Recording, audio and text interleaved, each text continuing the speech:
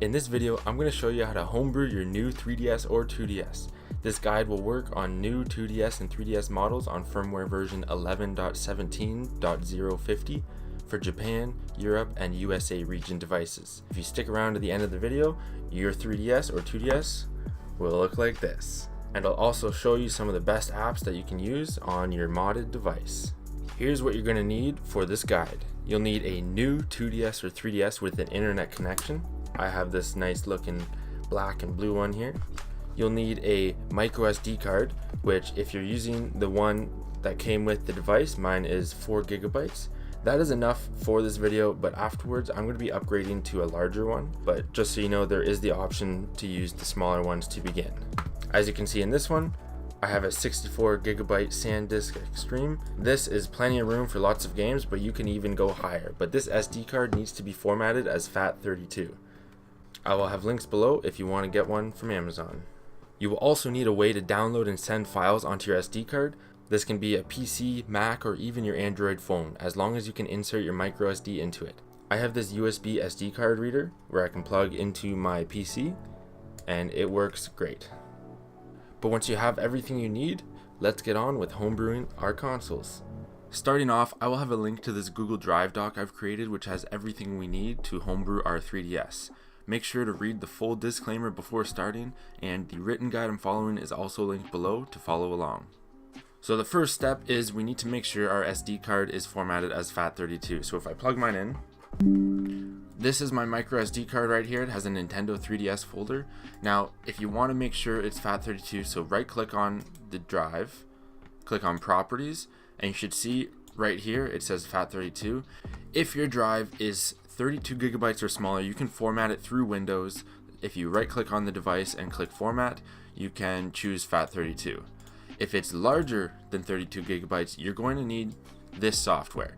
Under FAT32 format on my Google Docs page, just open up RidgeCorp, the link here, and it'll take you to this page where we can download the FAT32 format. Just click the image.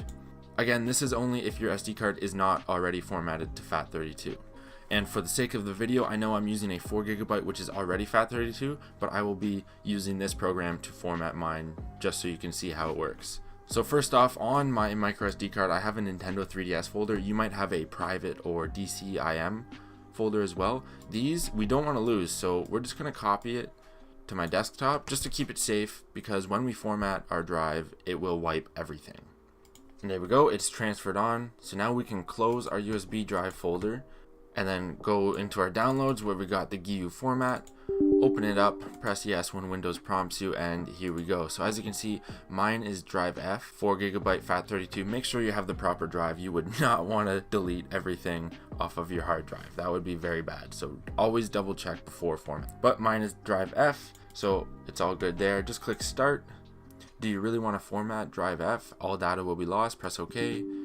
And if you get this error message here, just try restarting your PC and trying again. But once you have successfully formatted your SD card, you can drag that Nintendo 3DS folder back in, and then it's time to get our SD card set up for homebrewing our 3DS. So there we go, I have my Nintendo 3DS folder back on. Now let's head back to the Google Doc, and we're going to open up 2 links. So the first one is the FS47 package here.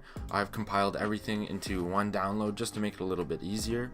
But you should see FS47 3DS 11.17. Just click download in the top right and it'll download a zip file in the bottom left of your screen. There we go. We can close that. And now we're going to open up Super Skater Hacks. So it should take you to this GitHub page. So under Batman and Robin, I wonder if that's a typo. But under this one, just download release _ new 3DS 1.1. So once you have those, we're going to leave this page open because we're going to use this QR code here, or this one if you're Korea. So just keep this page open for now. So I'm going to open up my SD card and the 3DS package here. My SD card is on the right here, and I have my downloads on the left. I'm going to open up my FS47 package here, go into the first folder until you see all of these, highlight everything, and drag it onto the root of your SD card. Once you have that, you can go back to your downloads, find the release new 3DS, the Super Skater hacks, and you'll see all different regions. So depending on the region of your console, you'll be going into the folder and highlighting everything and dragging it on. So if you're Europe, grab the Europe one, Japan, Korea, and USA. Now my device is USA, so I'm going to be doing this one. As you can see, it's a little bit different. If you are on 11.7 up to 11.16, you can still do this and you'll grab these files, but I'm doing this guide for 11.17, so I'm going to go into that folder, highlight all these files, and drag it onto the root of your SD card. You can close your downloads, and this is what your SD card should look like. Once you have this all set up, we are ready to eject it and plug it into our 3DS and get it modded. I'll meet you over there. You can plug our SD card back in and turn your console on, and we are ready to get started. It is a good idea to double check that you have your console updated. So if you go into your system settings, you should see right here 11.17. So just make sure you're on the proper version before beginning. Head back to the home menu and we're ready to get started. So to start, click the right and left shoulder buttons to open up the camera. Click the QR code button here, and now we're ready to scan a QR code. Now, if you remember, we have that page open. So I'm gonna bring the camera over to the computer and you're gonna scan whichever one you are. So I'm USA, so I will be scanning this one. If you're Korea, you will scan this one. So just line it up as best you can, and you should see URL found, just like that. And if for some reason your camera does not work or you can't scan QR codes, you can type the URL in manually, but this is just a lot easier. But make sure to type in the proper URL for your region. So when you're here, just press OK, launch the internet browser, OK, and eventually it should load this go page. First thing we're going to do, because we will need this again in the future, we're going to go into the options here and add to bookmarks. So if we go in here, you should see there's the URL right there. Now you just press the start button, tap on settings, tap on delete cookies, delete all cookies, yes. Press the home button to return to the menu. But don't close your software. We're going to open up the internet browser again. So just press A when you return to the home menu to go back into the internet browser. And once you're back on the page, we're going to just click on the go, press A, and it'll go through this little sequence of colors. If your device freezes on a yellow screen, just hold the power button until it turns off and then retry this section. But as you can see, it successfully brought us into the Homebrew launcher. And now we're going to select this slot tool and load it up. Again, it'll run through the pages and you should see this on the top screen. But where it says install exploit to Wi-Fi slots 1, 2, and 3 and shut down, just press A.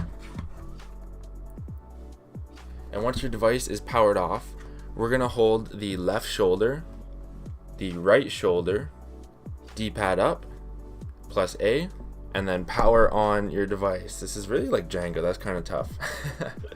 But then it should load you into the safe mode. And it'll prompt you to update the system. Now don't worry, we're not actually updating, this is just a part of the exploit. So just press OK, accept it, OK, and then it'll try to update. You should see 0031099 as it just popped up. Just press OK. This is what we want. Select yes when it asks you to configure the internet settings. Go to connection 1, change settings, go over 1 to proxy settings, detailed setup. It'll run through this little, it's kind of scary when that happens, but don't worry, it's all good. And you should see this screen right here. We are now in Safe B9 S installer. If when loading this, your device freezes on a white screen, just hold the power button until it turns off and then retry this section. But once you're here, we are ready to install Boot 9 Strap. So as you can see, there's a little sequence here. Yours might be different, but just use the D-pad and follow the sequence up and then press A. When you see SIG-HEX firm install success, just press A to continue, and you should see this Luma 3DS configuration page. Now this, you might have to change some settings in the future if you decide to do other sorts of tutorials, but for this guide, we're just going to leave it all in default. So we're going to press start, and it'll save and reboot. Now our console is set to boot into Luma 3DS by default. Luma 3DS does not look any different. As you can see, it looks completely the same, but our console now is jailbroken and we are running custom firmware, which is Luma 3DS. But the next step is to restore our Wi-Fi configuration profiles. If you remember, we changed them using the exploit, so we're going to change them back. Now we're going to go into the download play application, load it up. Do not select anything when you get here, just hold the left shoulder, D-pad down, and select, and you should see the Rosalina menu. We're going to go down all the way to miscellaneous options. We're going to click A on switch the HB title to the current app. Operation succeeded. We can press B to continue, and then B to return to the Rosalina menu, and B one more time to exit back. Press the home button and close the software. And now we can head back into the download play app, and you should see the Homebrew launcher instead of the app. There we go, success. And now we're going to go back into slot tool, double click it. Kind of hard to see here, but right now it is highlighted on install. Go down to restore original Wi-Fi slots 1, 2, and 3. Click A, and your device will reboot, and your Wi-Fi slots will be back to normal. So now we're going to turn off our device and just double check that everything was installed successfully. Now to do this, hold the select button while starting your console, and you should load into the Luma 3DS configuration menu. If you get this menu, you are all good. You now have successfully added custom firmware to your 3DS. Just press start and it will reboot the system to the main menu. And we're going to head back into the Homebrew launcher, but we need to go into the download play app and redo that little sequence to put it into the app. So once you're here, again, hold the left shoulder, D-pad down, and select, and you'll see the Rosalina menu. And we're going to do the same thing, scroll all the way down to miscellaneous options, press A, and switch the HB title to the current app. Press A, operation succeeded, press B once, twice, 3 times. Click the home button. Make sure you close the software, and then reload into download play, and you should see the Homebrew launcher. And once you're here, we're going to go into the Rosalina menu one more time. So again, hit the left trigger, D-pad down, and select, and you should see this pop up. Scroll all the way down to miscellaneous options. Go down to dump DSP firmware, press A. Press B to continue. Go up to nullify user time offset, press A, and then press B, B, and B to exit the Rosalina menu. And now it's time to install the Homebrew apps that are already included in the download. We're going to open up this FBI, which you should already have. So double tap, and it should bring you to this page, and you should see SD. So we're going to click A on SD, go down to CIAS, and you should see all of these apps. So make sure you're highlighted on current directory and press A. Go down to install and delete all CIAs. This will install them and then delete them off your SD card so that they don't take up extra space. So click A and it'll give you this prompt, install and delete all CIAs in current directory. Yes, we want to do that. So this will download an enemy 3DS, checkpoint, FBI, Homebrew launcher, universal updater, and that is it. So press OK when it's finished. Now you can see they're all gone. So press B again, press the home button, new software has been added, press OK, and then we can make sure we close download play. We no longer need to inject Homebrew Launcher into that app. So as you can see, you have a bunch of new presents, starting off with FBI, so you can go ahead and open these all up.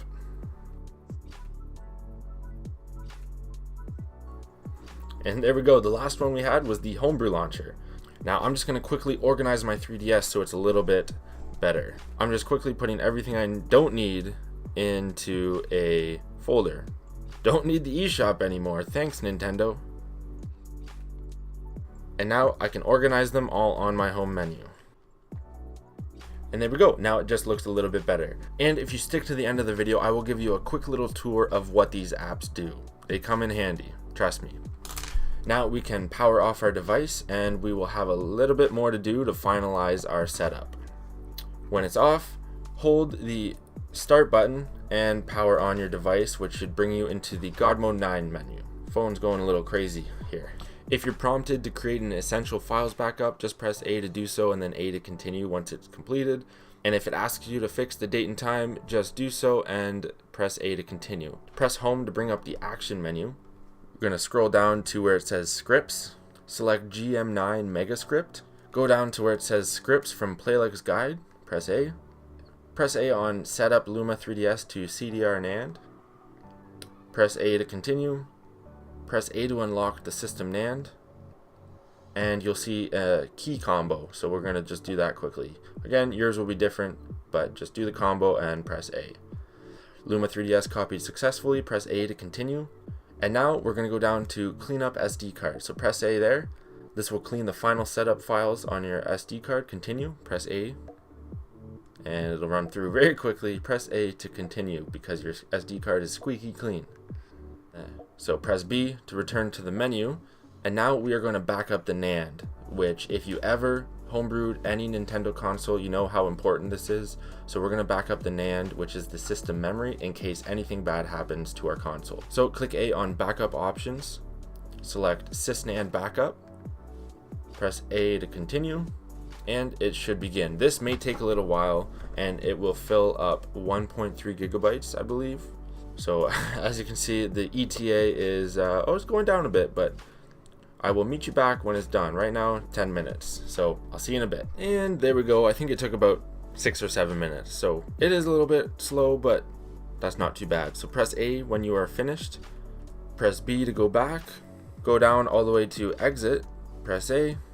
And it says write permissions were changed. Relock this. Just press A. And it'll take you back to this menu. On the top screen here, use the D-pad and go to SysNAND Virtual. Press A. Go down to where it says essential.exefs. Press A. And on the bottom screen, you'll see this. Go down to copy to 0gmine/out. Press A. And it will be copied. Just press A to continue.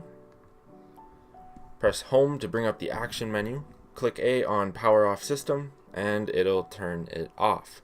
Now it's time to head over to the computer and put our NAND backup into a safe spot. So pull out your SD card and I'll meet you on my computer.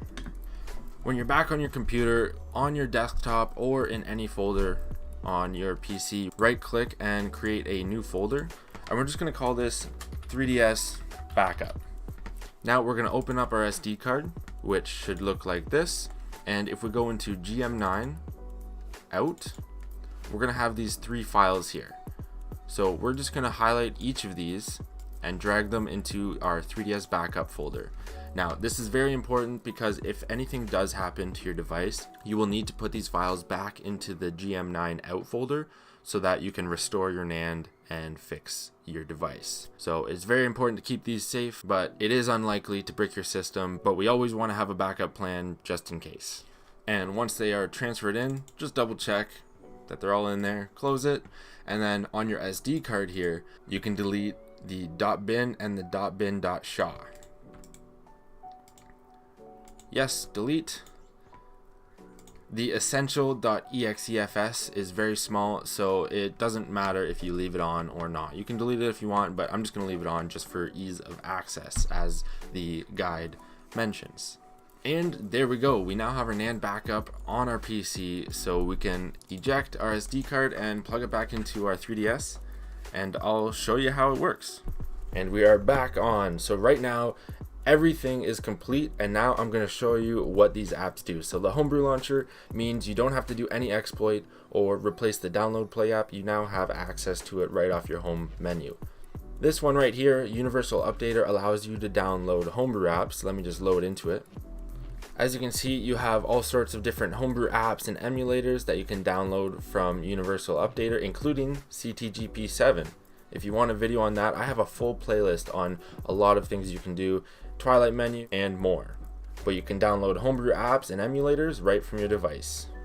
If you go over to Checkpoint here and you load in, this is a save manager for your 3DS. If we load in, it'll look like this, but if you have save data, you'll see the games on the top screen, but you will have the option to back up and restore your saves. But since I don't have any games here, I will put a picture up here so you can see what it looks like. Now, Anemone is a 3DS theme manager, which it says right there, but if you do want to go use it, you have to go into your settings and change the theme first, so it'll create a theme management information.